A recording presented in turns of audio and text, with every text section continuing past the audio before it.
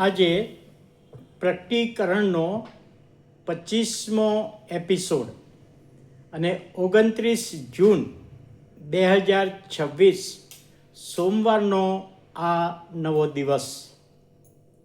આજે આપણે 7 વર્ષની ગણતરી વિશે જોવાના છીએ, પરંતુ શનિવારે યહૂદીઓ વિશે જે આપણે શિક્ષણ પ્રાપ્ત કર્યું એમાં 2-3 વ્યક્તિઓએ મને પ્રશ્ન કર્યો કે યહૂદીઓ અને ઇસ્રાયેલીઓમાં તફાવત શું? તો આપણે જોઈ શકીએ પ્રભુના વચનો આધારિત કે યાકૂબે જ્યારે મલયુદ્ધ કર્યું રાત્રે, ઉત્પત્તિનું પુસ્તક 32મો અધ્યાય 28મી કલમ, ત્યાં કહેવામાં આવ્યું કે હવે તું યાકૂબ નહીં પણ તારું નામ ઇઝરાયેલ થશે. એટલે યાકૂબના જે 12 દીકરા થયા એ 12 દીકરાની પ્રજા, 12 દીકરાની પ્રજા એને ઇઝરાયેલી પ્રજા તરીકે ઓળખવામાં આવે. 12 દીકરાની પ્રજા એને ઇઝરાયેલી તરીકે ઓળખવામાં આવે એ આપણે જાણી શકીએ છીએ. હવે યહૂદીઓ તો યાકૂબને લેઆહની મારફતે જે ચોથો દીકરો યહૂદા, જે કુળમાં દાઉદ અને એ જ કુળમાં ઈસુનો જન્મ થયો, એટલે એ યહૂદાના વંશજો એ યહૂદીઓ તરીકે ઓળખાતા. સાથે જે ઉત્તરનું રાજ્ય, જે ઇઝરાયેલનું રાજ્ય, 722 ઈસવીસન પૂર્વે અસારીઓએ એમને ચઢાઈ કરી અને એ રાજ્યનો અંત લાવ્યા, નાશ પામ્યું 722માં. અને જે ઇસ્રાયેલોને બંદીવાસમાં ત્યાં અસારિયામાં લઈ ગયેલા, અને એ જ રીતે 586માં દક્ષિણનું રાજ્ય, યહૂદિયાનું રાજ્ય એ બાબેલ નબુખાદનેજારે ચઢાઈ કરીને નાશ પામ્યું. એટલે જે બચેલા ઇઝરાયેલમાંથી, ઉત્તરના રાજ્યમાંથી બચેલા એ યહૂદીઓ ગણાતા, અને યાકૂબના યહૂદા જે દીકરો એના વંશજો યહૂદીઓ ગણાતા. પ્રભુ ઈસુના વખતમાં એ યહૂદીઓ. બીજો રાજા 24મો અધ્યાય, એસ્તર 2જો અધ્યાય ને 4થી કલમ, એઝરા 4થો અધ્યાય ને 12મી કલમ, ત્યાં આના વિશે આપણને જોવા મળે છે. એટલે શોર્ટમાં એવું કહી શકાય કે દરેક યહૂદી એ ઇઝરાયેલી કહેવાય, દરેક યહૂદી ઇઝરાયેલી કહેવાય, પણ દરેક ઇઝરાયેલી યહૂદી ના કહેવાય, એવું આપણે સમજી શક્યા. હવે એ યહૂદીઓ ગગનગમનમાં મંડળીને પ્રભુ ઈસુ ઉપર લઈ ગયા. હવે નીચે યહૂદીઓ છે. કયા યહૂદીઓ? કે ઈસુના વખતમાં જે સ્વીકાર્યા નથી એના વંશજો. 33મી સાલમાં ઈસુને વધંસ્તવે મારી નાખ્યા એ યહૂદીઓએ, એના વંશજો એ પૃથ્વી પર હશે. અને એ વંશજો, એ યહૂદીઓને આ 7 વર્ષમાં જે તકલીફો આવવાની છે એ આપણે જોવાના છીએ. પરંતુ પહેલી બાબત કે 7 વર્ષ આવ્યા ક્યાંથી, એ આપણે શીખવું પડે કે 7 વર્ષનો ઉદ્ભવ ક્યાંથી થયો. તો એના માટે મેં કહ્યું હતું કે દાનિયેલ 9મો અધ્યાય 24થી 27 તમે વાંચીને આવજો. અને તમે વાંચ્યું હશે તો એમાં 70 અઠવાડિયા દાનિયેલ બંદીવાસમાં છે.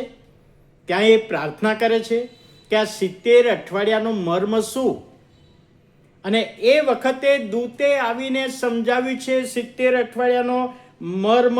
હવે 70 અઠવાડિયા, હવે બાઇબલમાં 1 દિવસ બરાબર 1 વર્ષ, એની ગણતરી એ પ્રમાણે છે. તમે કહેશો કે કેવી રીતે? તો ગણનાનું પુસ્તક 14મો અધ્યાય 34મી કલમ, ગણના 14 ને 34, જ્યારે દેશની જાસૂસી કરવા માટે મોકલ્યા હતા, અને 10 ને 2, 10 જણા નેગેટિવ રિપોર્ટ લાવ્યા અને 2 જણા પોઝિટિવ રિપોર્ટ લાવ્યા, હકારાત્મક. અને ત્યારે એના કારણે યહોવાએ કહ્યું 14 ને 14, જેટલા દિવસોમાં તમે તે દિવસની જાસૂસી કરી, એટલે 40 દિવસ એમને લાગેલા જાસૂસી કરતા, એટલે 40 દિવસ તેઓની સંખ્યા પ્રમાણે એક દિવસને બદલે 1 વર્ષ લેખે 40 વર્ષ સુધી તમે તમારા અન્યાયનું ફળ ખાશો. એટલે 40 વર્ષની પેલી અરણ્યની મુસાફરી કરવી પડી. એ 40 દિવસ એમણે જે ત્યાં જાસૂસી કરી, તો 1 દિવસ બરાબર 1 વર્ષ. હવે અહીં આગળ ત્યાં પ્રભુનું વચન લખવામાં આવ્યું છે કે 7 વર્ષને 2 ભાગમાં, મેં અગાઉ પણ કહ્યું હતું કે 3.5 વર્ષ અને 3.5 વર્ષ. 3.5 વર્ષમાં શરૂઆતમાં થોડીક સામાન્ય બાબતો હશે, પણ બીજા 3.5 વર્ષ, છેલ્લા 1260 દિવસ, 42 મહિના, એ યાકૂબના સંકટનો સમય, વિપત્તિનો સમય, ભયંકર સતાવણી એમને આવશે, ભયંકર વિપત્તિ આવશે ઈશ્વર તરફથી, પ્રભુ તરફથી એમને જુદી જુદી વિપત્તિઓ આવવાની છે. એ બાબત આપણે આગળ જોવાના છે. તો હવે 70 અઠવાડિયા, દાનિયેલ 9 ને 24, 27 પ્રમાણે 70 અઠવાડિયા એટલે 70 ગુણ્યા 7 એટલે 490 વર્ષનો સમયગાળો. દાનિયેલને 490 વર્ષનો સમયગાળાનો હિસાબ આપવામાં આવ્યો, ખુલાસો આપવામાં આવ્યો.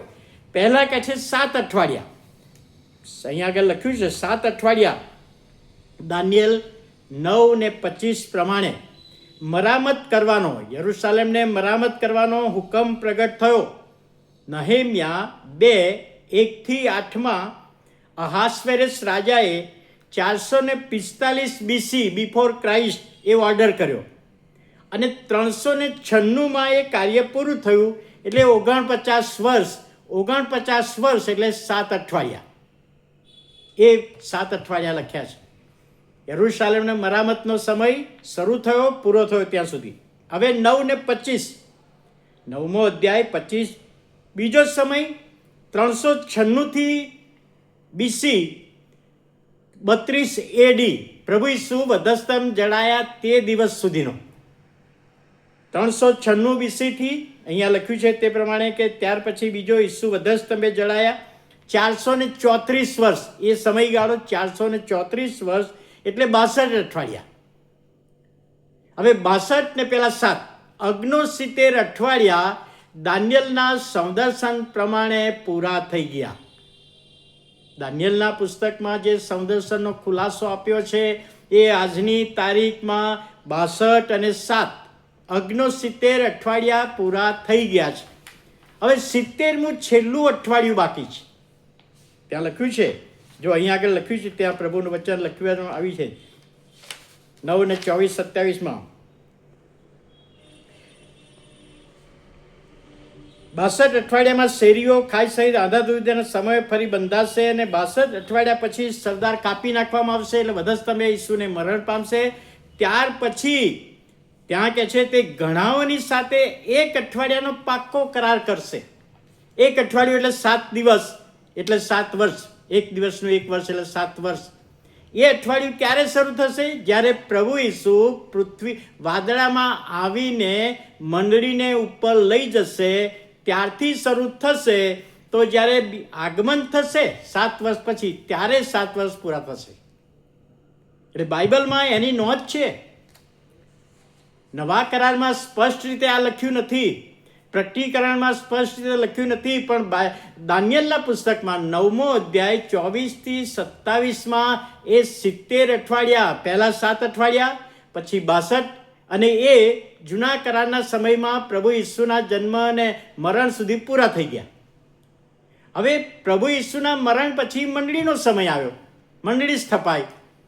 ક્યાં સુધી? કે જ્યાં સુધી મંડળીને પ્રભુ ઈસુ લેવા આવે ત્યાં સુધી એ સમય કૃપાનો છે, એટલે એ સમય ગણાય નહીં. એટલે છેલ્લું અઠવાડિયું, 1 અઠવાડિયું બાકી રહ્યું છે. 62 ને 7, 69 પૂરા થયા, 70મું બાકી છે.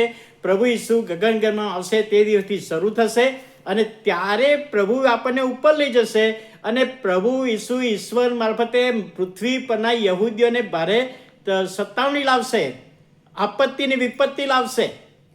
તકલીફોમાં મૂકશે, એ બાબત આપણે 6ઠ્ઠા અધ્યાય પ્રકટીકરણના 6ઠ્ઠા અધ્યાયથી આપણે જોવાના છે. એટલે વાલા ભાઈઓ અને બહેનો, પ્રભુ ઈસુ જ્યારે આવશે, આપણને મંડળીને ઉપર લઈ જશે, ત્યારથી 1 અઠવાડિયાનો કરાર એ આપણે આગળ જોવાના છે. તો એ કરાર એટલે 7 વર્ષ, અને 7 વર્ષના 2 ભાગ 3.5 એ આપણે પ્રકટીકરણના પુસ્તકમાં જોવાના છે. પણ ઘણા બધાને પ્રશ્ન થાય કે આ 7 દિવસ કે 7 વર્ષ આવ્યા ક્યાંથી? તો બાઇબલ આધારિત છે. આ પ્રભુના વચનોમાં એનો ખુલાસો છે. દાનિયેલને ખુલાસો આપેલો, અને એ ખુલાસા પ્રમાણે 69 અઠવાડિયા આજની તારીખમાં પૂરા થઈ ગયા છે. 70મું એક જ બાકી છે. અને ઘણા બધા પ્રભુના સેવકો કહે છે કે એ અઠવાડિયું હવે શરૂ થવાની તૈયારીમાં છે. પ્રભુ આવી રહ્યા છે, એની મંડળીને લઈ જશે, અને પછી પેલું અઠવાડિયું એટલે 7 વર્ષ શરૂ થશે. આ બાબત જો કોઈને પણ તમને ગેરસમજ થાય કે પૂરેપૂરી સમજણ ના પડે, તો મને ફોન દ્વારા તમે પૂછી શકશો, હું તમને સમજાવીશ. અને આ બાબત સમજવામાં પ્રભુ આત્માની દોરવણી આપણ બધાને આપે. પ્રાર્થના કરીએ. પ્રભુ, અમે તમારો આભાર માનીએ છીએ. આજે દાનિયેલને તમે 70 અઠવાડિયાની જે સમજ આપી, અને આજે અમે જોઈ શક્યા છેલ્લું અઠવાડિયું બાકી છે. પ્રભુ, તમે એમને લેવા આવો ત્યારથી એ અઠવાડિયું અને 7 વર્ષ શરૂ થવાના છે. એ બાબતને માટે અમે તમારી સહાય માગીએ છીએ. અમે તમારી રાહ જોઈએ છીએ. પ્રભુ, તમે આવો, અનાજનું વચન સમજવામાં પ્રભુ સહાય કરો. ઈસુ પ્રભુના નામે સાંભળો, માન્ય કરો. આમેન.